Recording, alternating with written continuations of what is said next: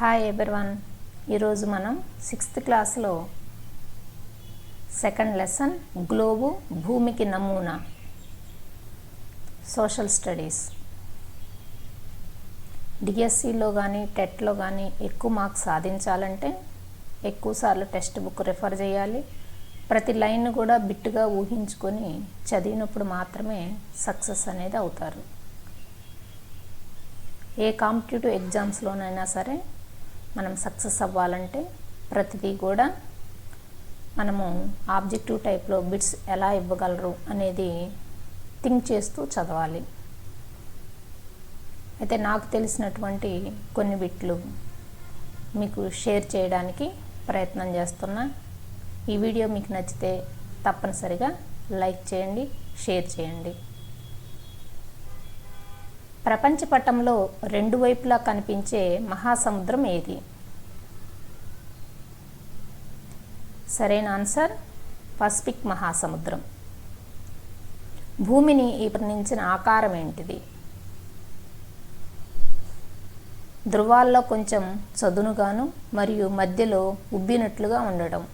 అంటే మనం బెలూన్ గినక తీసుకున్నట్లయితే పైన కింద భాగాల్లో గినక ఒత్తినట్లయితే ఎలా చదునుగా ఉంటుందో అలా ఉండి ధృవాల వద్ద మధ్యలో కాస్త ఉబ్బినట్లుగా ఉండటం, దీన్ని జియాయిడ్ షేప్ అంటారు. 1492లో పురాతనమైన ఖగోళ గ్లోబును తయారు చేసిన వారు ఎవరు? మార్టిన్ బెహైమ్. గ్లోబ్ పదం ఏ భాష నుండి వచ్చింది మరియు దాని అర్థం ఏమిటి? ఈ గ్లోబ్ అనేటువంటి పదము లాటిన్ భాష నుండి వచ్చింది. దానికి అర్థము గ్లోబు. గ్లోబు అంటే గోళాకారం అని అర్థం. భూమి ఎటు నుండి ఎటువైపుకు తిరుగుతుంది? పశ్చిమం నుండి తూర్పుకు తిరుగుతుంది. ఆస్ట్రేలియాలో క్రిస్మస్ ఏ కాలంలో జరుపుకుంటారు? వేసవి కాలంలో జరుపుకుంటారు. కారణము మన భారతదేశము ఉత్తరార్ధగోళంలో ఉంటే ఆస్ట్రేలియా దక్షిణార్ధగోళంలో ఉంది. మనకి శీతాకాలం అయినప్పుడు వాళ్ళకి వేసవి కాలం అవుతుంది. కనుక మనకి డిసెంబర్ నెల అంటే శీతాకాలం కనుక మనము శీతాకాలంలో క్రిస్మస్ను జరుపుకుంటే వాళ్ళు దక్షిణార్ధగోళంలో ఉన్నారు కనుక వేసవి కాలంలో క్రిస్మస్ను జరుపుకుంటారు. జూన్ 21న ఏ అక్షాంశం మీద సూర్యకాంతి నేరుగా పడుతుంది? సరైన ఆన్సర్ కర్కట రేఖ. భూమిని ఉత్తర మరియు దక్షిణార్ధగోళాలలో విభజించే ఊహాత్మకమైన రేఖ పేరేంటిది? భూమధ్య రేఖ. ఉత్తర మరియు దక్షిణ అర్ధగోళాలలో మొత్తం లాటిట్యూడ్స్ లేదా అక్షాంశాలు ఎన్ని ఉన్నాయి? మొత్తం 180. భూమధ్య రేఖతో కలుపుకొని 181 ఉన్నవి అక్షాంశాలు, మొత్తం 180. భూమధ్య రేఖతో 181. 90 డిగ్రీల ఉత్తర అక్షాంశాల్లో ఉన్నటువంటి లాటిట్యూడ్ పేరేంటిది? లాటిట్యూడ్ అంటే అక్షాంశ రేఖ పేరు. ఉత్తర ధ్రువం. 0 డిగ్రీ రేఖాంశం యొక్క ప్రాముఖ్యత ఏమిటి? 0 డిగ్రీని మనము ప్రైమ్ మెరిడియన్ అని, గ్రీన్విచ్ మెరిడియన్ అని అనొచ్చు. ప్రైమ్ మెరిడియన్స్కు 180 డిగ్రీల రేఖాంశం వద్ద ఉన్న మరొక పేరేంటిది? ప్రైమ్ మెరిడియన్కి అపోజిట్లో 180వ రేఖాంశం ఉంటుంది. దాన్ని అంతర్జాతీయ దినరేఖ అంటారు, ఇంటర్నేషనల్ డేట్ లైన్ అని. అంతర్జాతీయ దినరేఖ. రేఖాంశాల గురించి క్రింది వానిలో సరైనది ఏది? రేఖాంశాలు పరస్పరం సమాంతరంగా ఉంటాయి మరియు కలవవు. వీటిలో కరెక్ట్ ఆన్సరు రేఖాంశాలను మెరిడియన్స్ అంటారు. మెరిడియన్స్ అంటే ఇక్కడ మధ్యాహ్న రేఖలు, ఎందుకంటే ఇవి కాలాన్ని సూచిస్తాయి కనుక రేఖాంశాలని మెరిడియన్స్ అంటారు. గ్రీన్విచ్ మెరిడియన్ నుండి అంతర్జాతీయ రేఖ వరకు, అంతర్జాతీయ దినరేఖ వరకు తూర్పు గోళాలలో రేఖాంశాల శ్రేణి ఎంత? అంటే 0 డిగ్రీ నుంచి తూర్పు వైపు 180వ అక్షాంశం వరకు, 180వ రేఖాంశం వరకు. ఈ అంటే ఈస్టర్న్ లాంగిట్యూడ్, తూర్పు రేఖాంశాలని అర్థం. గ్రీనిచ్ మెరిడియన్ కలుపుకొని మొత్తం రేఖాంశాలు ఎన్ని ఉంటాయి? 360. పూర్వార్ధగోళంలో 180, పశ్చిమార్ధగోళంలో 180, మొత్తం 360. అంటే కరెక్ట్గా చెప్పాలి అంటే పూర్వార్ధగోళంలో 179, పశ్చిమార్ధగోళంలో 179 ఉంటాయి. రెండిటికి కలుపుకొని 180ది కామన్గా ఉంటుంది. అప్పుడు 359 అవుతాయి. అయితే మనకి 0 డిగ్రీ ఉండటం వల్ల మొత్తం 360 డిగ్రీలు అవుతాయి. 360 రేఖాంశాలు ఉన్నట్టు మనం భావించాలి. లాంగిట్యూడ్స్ లేదా అక్షాంశాల యొక్క వాతావరణ ప్రాముఖ్యత ఏమిటి? అవి భూమి వాతావరణ విభజనను అధ్యయనం చేయడానికి సహాయపడతాయి. భూమధ్య రేఖ సమాంతరంగా వెళ్ళే వృత్తాకార రేఖలేంటి? వాటిని ఏమంటారు? అక్షాంశాలు. భూమి యొక్క 2 ప్రధాన కదలికలు ఏమిటి? భ్రమణము మరియు పరిభ్రమణము. పశ్చిమము నుండి తూర్పు వైపు భూమి తిరుగుటకు ఎంత వేగం పడుతుంది ప్రతి గంటకి? పడమర వైపు నుండి తూర్పు వైపుకు తిరగడానికి ఎంత వేగంతో భూమి తిరుగుతుంది? 1610 కిలోమీటర్ల వేగంతో భూమి తిరుగుతుంది. భూమి పూర్తిగా తిరగడానికి పట్టే సమయం ఎంత? ఒకసారి పూర్తిగా తిరిగి రావడానికి ఎంత సమయం పడుతుంది?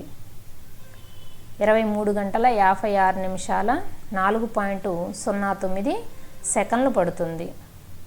భూమి సూర్యుని చుట్టూ తిరిగే మార్గం ఏ ఆకారంలో ఉంటుంది? అండాకారం. మనకి ఇక్కడ అండాకారం ఉంటే అండాకారం పెట్టాలి. ఒకవేళ అది లేని టైంలో మనం దీర్ఘచతురస్రాకారం గనక ఉన్నట్లయితే అది పెట్టాలి ఆన్సర్గా. భూమి సూర్యుని చుట్టూ ఒక వృత్తాన్ని పూర్తి చేయడానికి ఎంత సమయం పడుతుంది? 365 1/4 రోజులు లేదా 365.6 డేస్, 6 అవర్స్. ప్రతి సంవత్సరం 6 గంటలు మిగిలి ఉంటే 4 సంవత్సరాలకి 4 6 24 గంటలు అంటే ఒక రోజు కనుక లీఫ్ సంవత్సరానికి 366 రోజులు అవుతాయి. ప్రతి సంవత్సరం సేకరించిన అదనపు ఒక 4వ రోజు ఏమవుతుంది? అది లీఫ్ సంవత్సరంలో సర్దుబాటు అవుతుంది. ఆ సంవత్సరం ఫిబ్రవరికి 29వ రోజు వస్తుంది. మామూలుగా అయితే 28 రోజులు ఉంటాయి ఫిబ్రవరి నెలకి. ఒక లీఫ్ సంవత్సరంలో మాత్రమే ఫిబ్రవరి నెలకి 29 రోజులు ఉంటాయి. ఉత్తరార్ధగోళంలో సూర్యుని కిరణాలు నిట్ట నిలువుగా ఎప్పుడు పడతాయి? ఎక్కువ వేడిని ఏ టైంలో పొందుతుంది? జూన్ 21. ఉత్తరార్ధగోళం వేసవి కాలంలో ఆర్కిటిక్ సర్కిల్ అవతల ప్రాంతాల్లో ఏం జరుగుతుంది? సుమారు 6 నెలలు నిరంతరం కాంతిని పొందుతారు. భూమిపైన ఋతువులు ఎందుకు మారతాయి? భూమిపైన ఋతువులు మారడానికి ప్రధాన కారణం భూమి సూర్యుని చుట్టూ తిరగటంతో పాటు తన చుట్టూ తాను వంగి తిరగడం. సూర్యుని నేరుగా కిరణాలు మకర రేఖపై పడే రోజు ఏది? డిసెంబర్ 22. 2 గోళార్ధాలు సమాన పగలు మరియు రాత్రిని సమానంగా ఉండే భూమి యొక్క స్థితిని ఏమంటారు? పగలు రాత్రులు సమానంగా ఉండే స్థితిని ఏమంటారు? విషవత్తులు. సంవత్సరం మొత్తం కూడా పగలు రాత్రులు సమానంగా ఉంటాయి భూమధ్య రేఖ ప్రాంతంలో. ఉత్తరార్ధగోళంలో శరదృతువు మరియు దక్షిణార్ధగోళంలో వసంత ఋతువు ఎప్పుడు వస్తుంది? సెప్టెంబర్ 23. భూమి మరియు సూర్యుని మధ్య నేరుగా చంద్రుడు అడ్డు వచ్చినప్పుడు ఏం ఏర్పడుతుంది?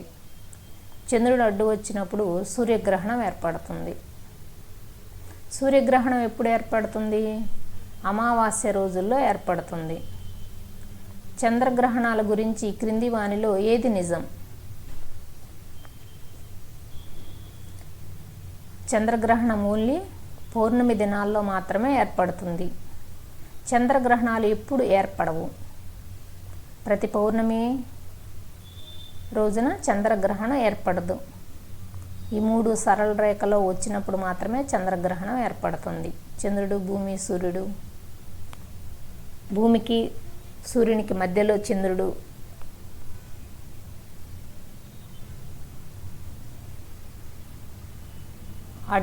అడ్డు రావడం కాకుండా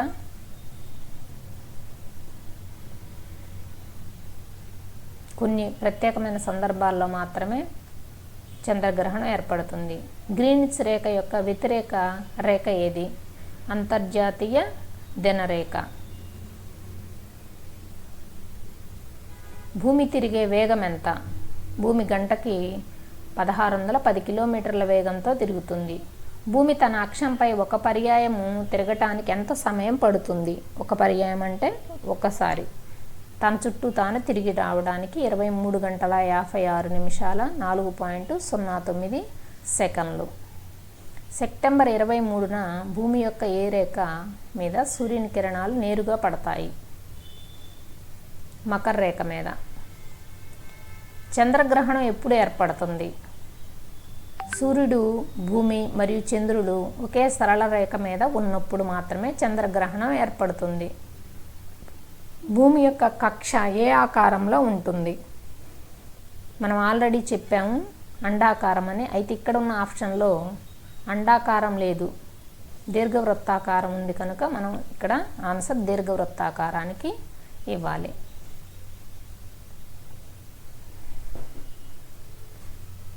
ఓకే ఫ్రెండ్స్, ఈ వీడియో మీకు నచ్చితే తప్పనిసరిగా లైక్ చేసి షేర్ చేయండి.